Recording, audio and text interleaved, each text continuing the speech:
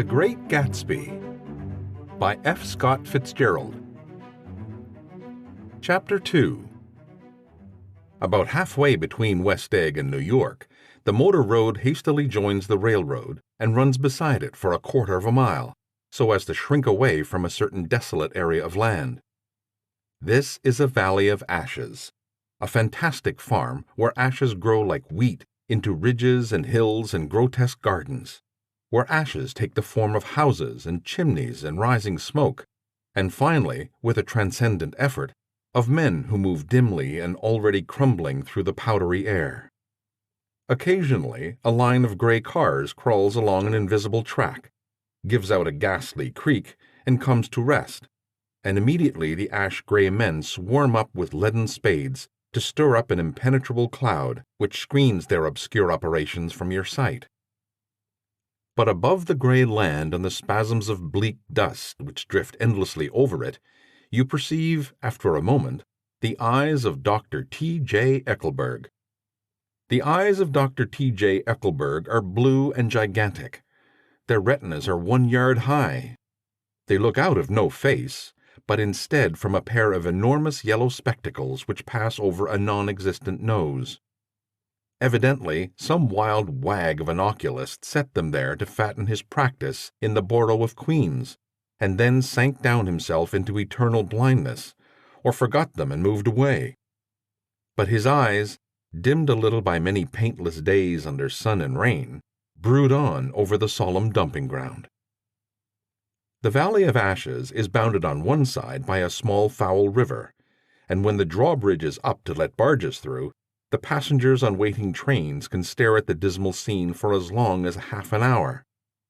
There's always a halt there of at least a minute, and it was because of this that I first met Tom Buchanan's mistress.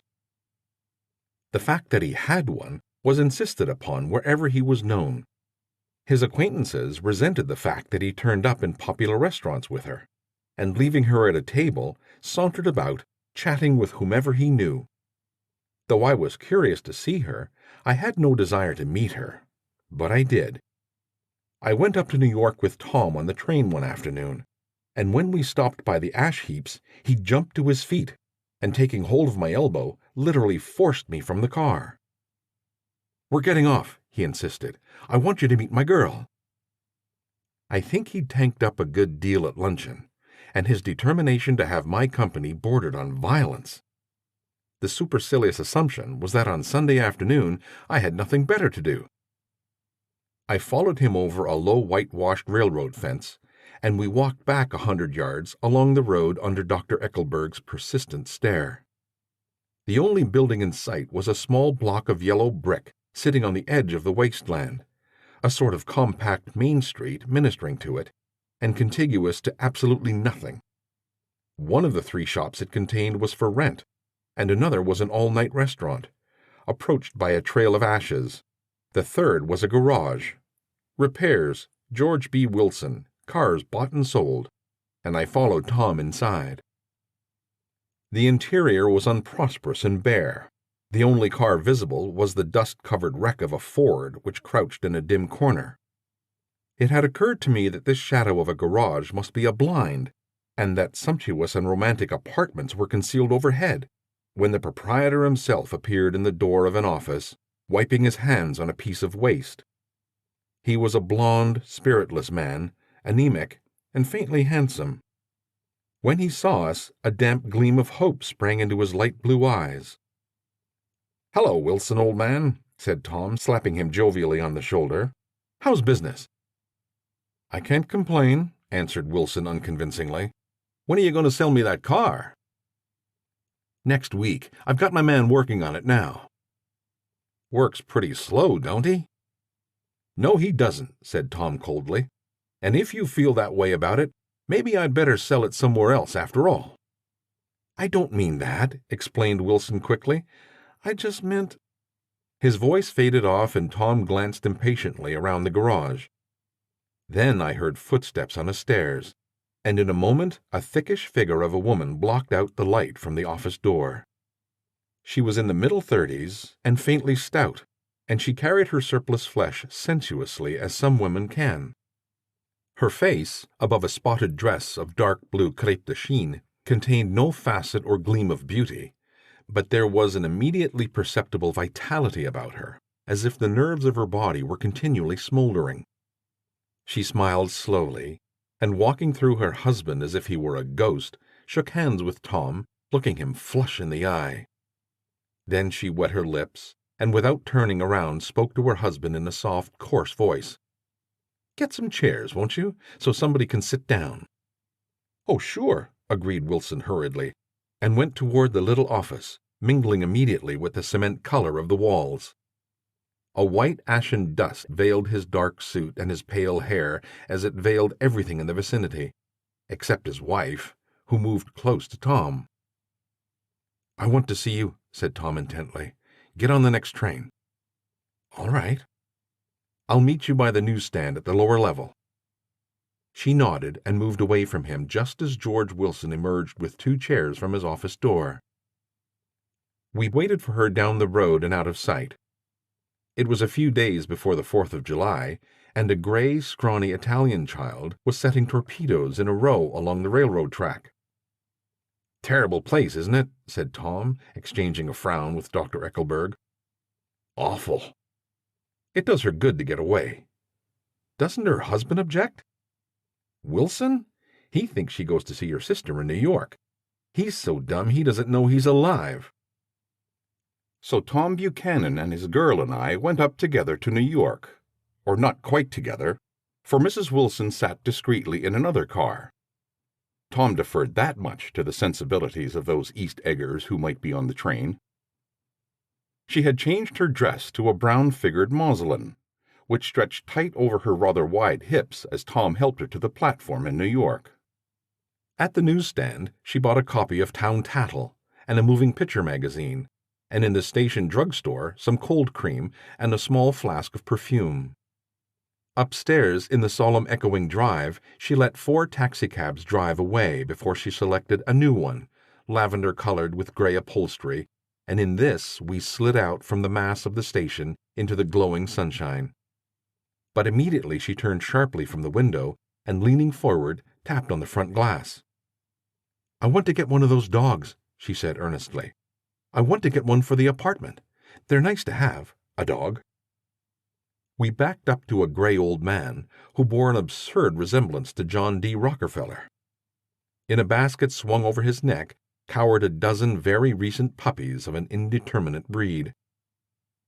"What kind are they?" asked Mrs. Wilson eagerly, as he came to the taxi window.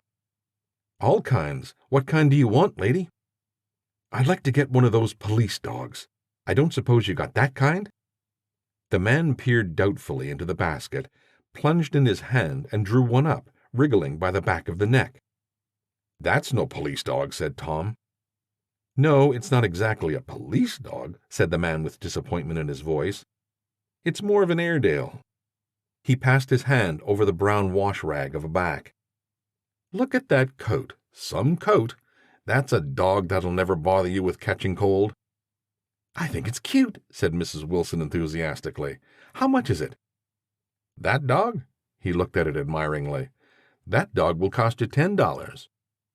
The Airedale, undoubtedly there was an Airedale concerned in it somewhere, though its feet were startling white, changed hands and settled down into Mrs. Wilson's lap, where she fondled the weatherproof coat with rapture. "Is it a boy or a girl?" she asked delicately. That dog's a boy." "It's a bitch," said Tom decisively. "Here's your money. Go and buy 10 more dogs with it." We drove over to Fifth Avenue, so warm and soft, almost pastoral, on the summer Sunday afternoon, that I wouldn't have been surprised to see a great flock of white sheep turn the corner. "Hold on," I said. "I have to leave you here." "No, you don't," imposed Tom quickly. "Myrtle'll be hurt if you don't come up to the apartment. Won't you, Myrtle?" "Come on," she urged. "I'll telephone my sister Catherine. She's said to be very beautiful by people who ought to know." "Well, I'd like to, but—" We went on, cutting back again over the park toward the West Hundreds. At 158th Street, the cab stopped at one slice in a long white cake of apartment houses. Throwing a regal homecoming glance around the neighborhood, Mrs. Wilson gathered up her dog and her other purchases and went haughtily in. "I'm going to have the McKees come up," she announced as we rose in the elevator. "And of course, I've got to call up my sister, too." The apartment was on the top floor, a small living room, a small dining room, a small bedroom, and a bath. The living room was crowded to the doors with a set of tapestried furniture, entirely too large for it, so that to move about was to stumble continually over scenes of ladies swinging in the gardens of Versailles. The only picture was an overlarge photograph, apparently a hen sitting on a blurred rock.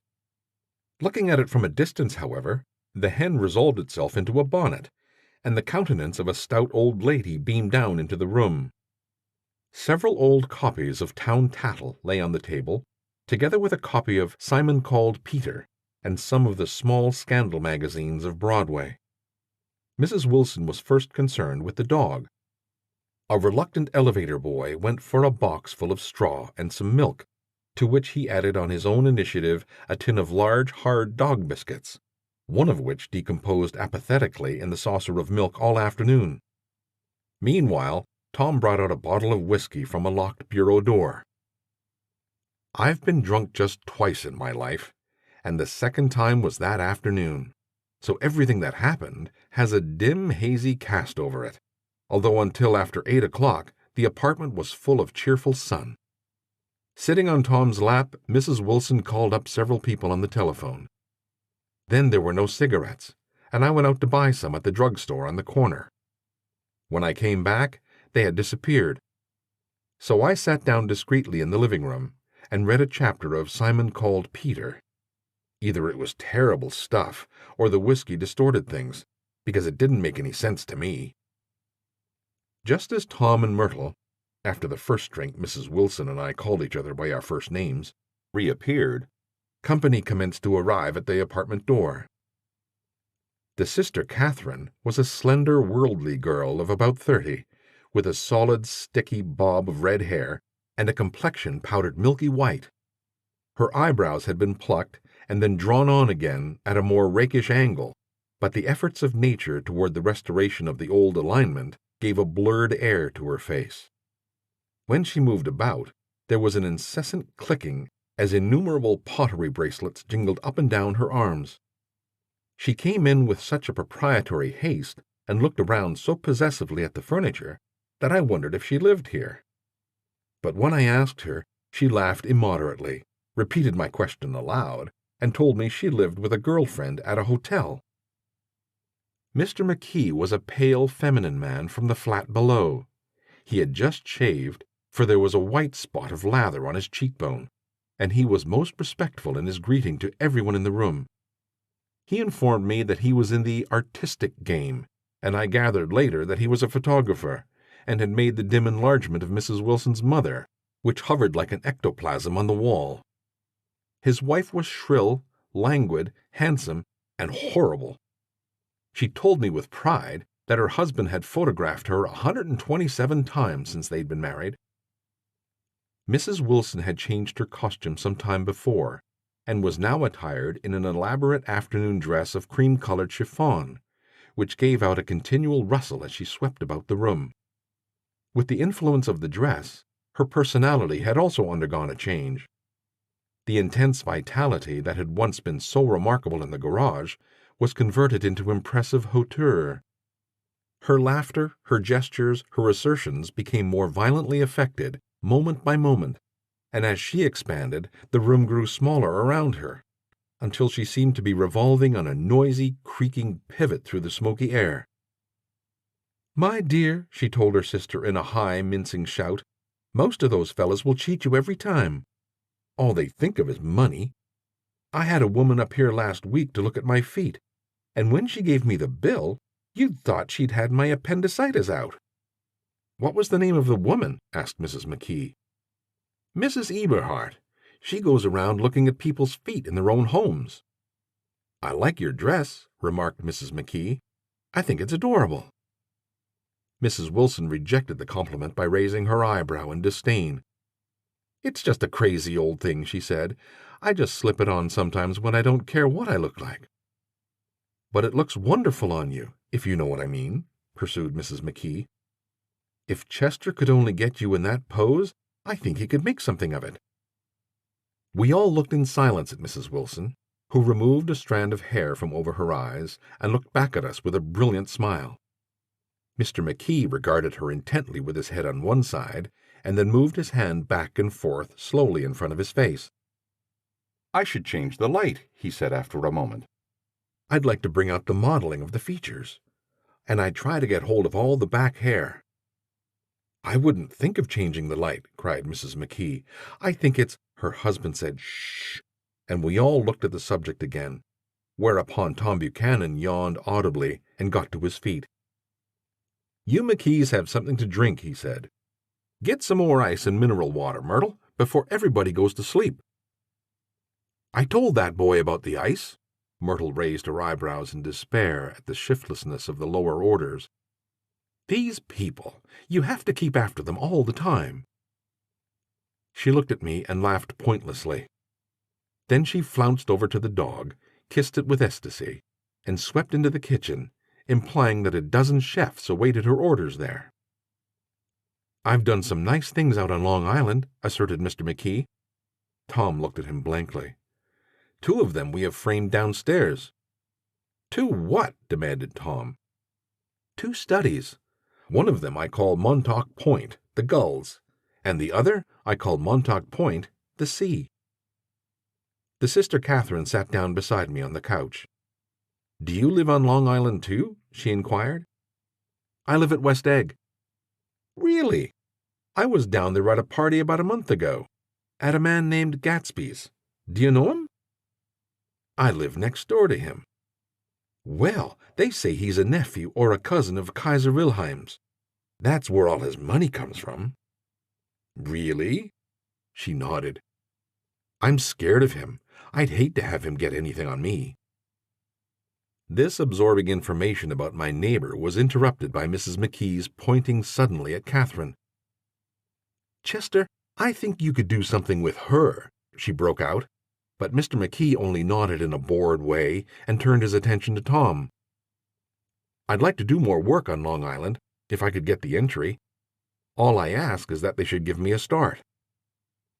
"Ask Myrtle," said Tom, breaking into a short shout of laughter as Mrs. Wilson entered with a tray. "She'll give you a letter of introduction. Won't you, Myrtle?" "Do what?" she asked, startled. "You'll give Mr. McKee a letter of introduction to your husband, so he can do some studies of him." His lips moved silently for a moment as he invented George B. Wilson at the gasoline pump, or something like that. Catherine leaned close to me and whispered in my ear, "Neither of them can stand the person they're married to." "Can't they?" "Can't stand them." She looked at Myrtle and then at Tom. "What I say is, why go on living with them if they can't stand them? If I was them, I'd get a divorce and get married to each other right away." "Doesn't she like Wilson either?" The answer to this was unexpected. It came from Myrtle, who had overheard the conversation and was violent and obscene. "You see?" cried Catherine triumphantly. She lowered her voice again. "It's really his wife that's keeping them apart. She's a Catholic, and they don't believe in divorce." Daisy was not a Catholic, and I was a little shocked at the elaborateness of the lie. "When they do get married," continued Catherine, "they're going west to live for a while until it blows over. It'd be more discreet to go to Europe."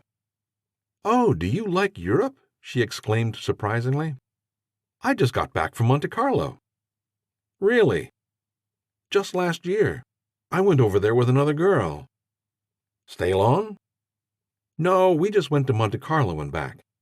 We went by way of Marseille. We had over $1,200 when we started, but we got gypped of it all in 2 days in private rooms. We had an awful time getting back, I can tell you. God, how I hate that town." The late afternoon sky bloomed in the window for a moment like the blue honey of the Mediterranean. Then the shrill voice of Mrs. McKee called me back into the room. "I almost made a mistake, too," she declared vigorously. "I almost married a little kike who'd been after me for years."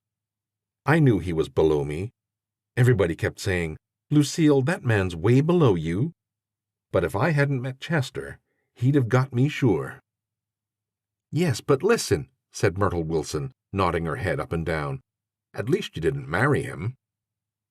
"I know I didn't." "Well, I married him," said Myrtle ambiguously. "And that's the difference between your case and mine." "Why did you, Myrtle?" demanded Catherine. "Nobody forced you to." Myrtle considered. "I married him because I thought he was a gentleman," she said finally. "I thought he knew something about breeding, but he wasn't fit to lick my shoe." "You were crazy about him for a while," said Catherine. "Crazy about him?" cried Myrtle incredulously. "Who said I was crazy about him?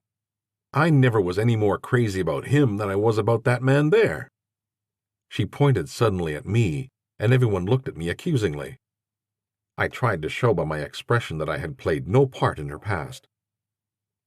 "The only crazy I was when I married him. I knew right away I made a mistake. He borrowed somebody's best suit to get married in, and never even told me about it, and the man came after it one day when he was out." She looked around to see who was listening. "Oh, was that your suit?" I said. "This is the first I've ever heard about it." But I gave it to him, and then I laid down and cried to beat the band all afternoon. "She really ought to get away from him," resumed Catherine to me. "They've been living over that garage for 11 years, and Tom's the first sweetie she ever had." The bottle of whiskey, a second one, was now in constant demand by all present, except Catherine, who felt just as good on nothing at all. Tom rang for the janitor and sent him for some celebrated sandwiches, which were a complete supper in themselves. I wanted to get out and walk eastward toward the park through the soft twilight, but each time I tried to go, I became entangled in some wild, strident argument, which pulled me back, as if with ropes, into my chair. Yet high over the city, our line of yellow windows must have contributed their share of human secrecy to the casual watcher in the darkening streets, and I was him too, looking up and wondering. I was within and without, simultaneously enchanted and repelled by the inexhaustible variety of life. Myrtle pulled her chair closer to mine, and suddenly her warm breath poured over me the story of her first meeting with Tom. It was on the two little seats facing each other that are always the last ones left on the train. I was going up to New York to see my sister and spend the night. He had on a dress suit and patent leather shoes, and I couldn't keep my eyes off him. But every time he looked at me, I had to pretend to be looking at the advertisement over his head. When we came into the station, he was next to me, and his white front shirt pressed against my arm, and so I told him I'd have to call a policeman. But he knew I lied. I was so excited that when I got into a taxi with him, I didn't hardly know I wasn't getting into a subway train.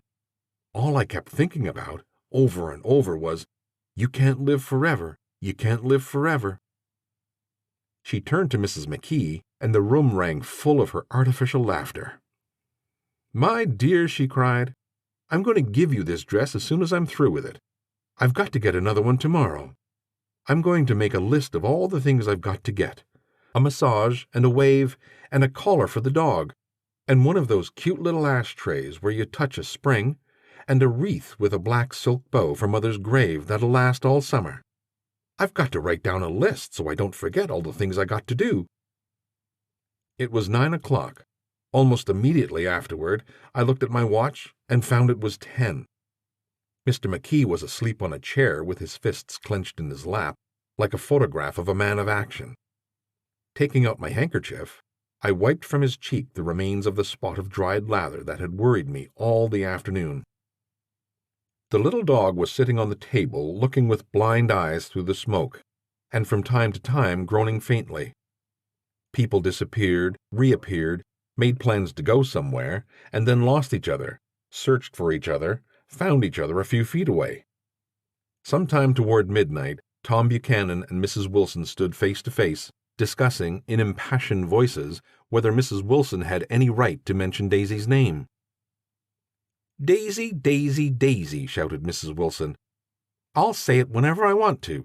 Daisy Day. Making a short, deft movement, Tom Buchanan broke her nose with his open hand.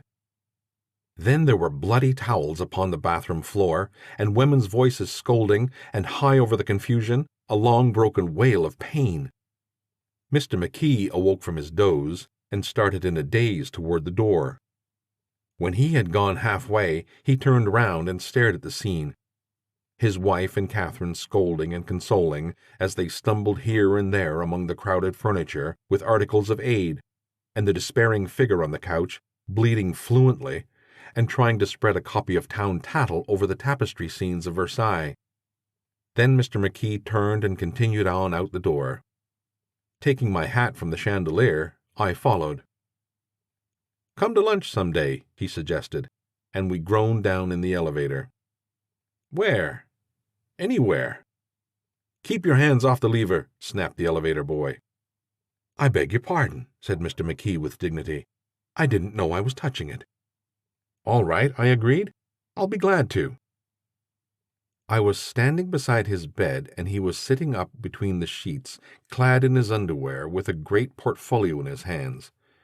Beauty and the Beast, Loneliness, Old Grocery Horse, Brooklyn Bridge. Then I was lying half asleep in the cold lower level of the Pennsylvania station, staring at the Morning Tribune and waiting for the 4 o'clock train.